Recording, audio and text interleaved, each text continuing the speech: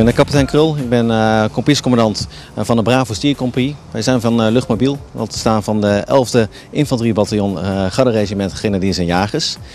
En wij zijn momenteel als compagnie in de West zijn we onder bevel gesteld aan de commandant de Zeemacht in het Caribisch gebied, de generaal Zwijgman, voor eventueel allerlei taken hier in het Caribisch gebied.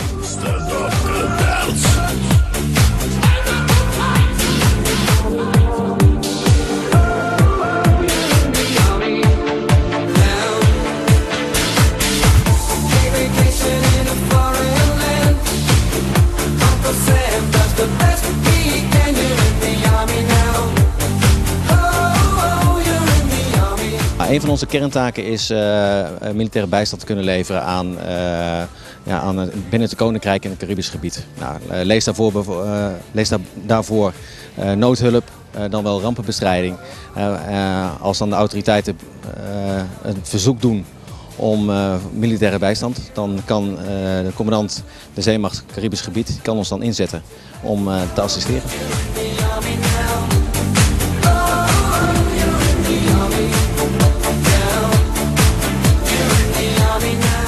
Nou, we zijn hier voor 1,5 week. Tot en met vrijdag zijn we hier aanwezig. Nou, een doelstelling van deze oefening is eigenlijk beeld en geluid te krijgen bij het eiland Bonaire. Ja, en met name met de instanties waar we mee gaan samenwerken. Zodat wanneer een daadwerkelijke ernstinzet gaat komen, dat wij de belangrijke spelers al kennen en de belangrijke locaties al kennen. Ik heb deze week nog een afspraak met de gezaghebber. We hebben afspraken gemaakt en dan wel gesprekken gevoerd met de politie. We hebben al samengewerkt met de brandweer. Dus dat zijn eigenlijk de belangrijkste spelers in deze. En het ziekenhuis natuurlijk. Nou, we zijn hier met 100 man, infanteristen. Er zit ook nog een geniegroep bij. Die hebben een aparte taak.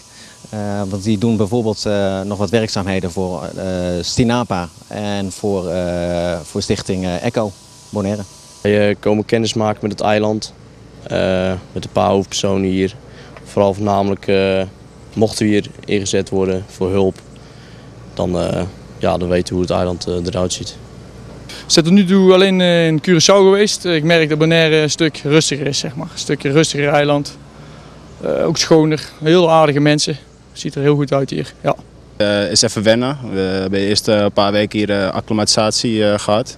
Dus dan wen je er wel aan en we gaan naarmate de tijd voordat maken we de oefeningen zwaarder. Dus is prima te doen op zich. Het klimaat is anders dan dat wij gewend zijn. En de prachtige zee hier natuurlijk. Ja, de indruk is dat het een heel ontspannen eiland is. De mensen zijn heel erg vriendelijk en we vinden dat wel een verschil met Curaçao. Curaçao is natuurlijk een groot eiland, veel meer mensen, veel gehaaster, laat maar zeggen. En het is hier heel ontspannen, schoon. Dus dat betreft voelen we ons wel voor deze 1,5 week wel thuis hier. Het is een mooi eiland, een mooie zee vooral, lekker blauw, doorzichtig. Dus valt goed, lekker warm. Dus prima eiland. Het is voor ons even wennen. Maar met een juiste werk-rustverhouding slaan wij ons daar zeker doorheen.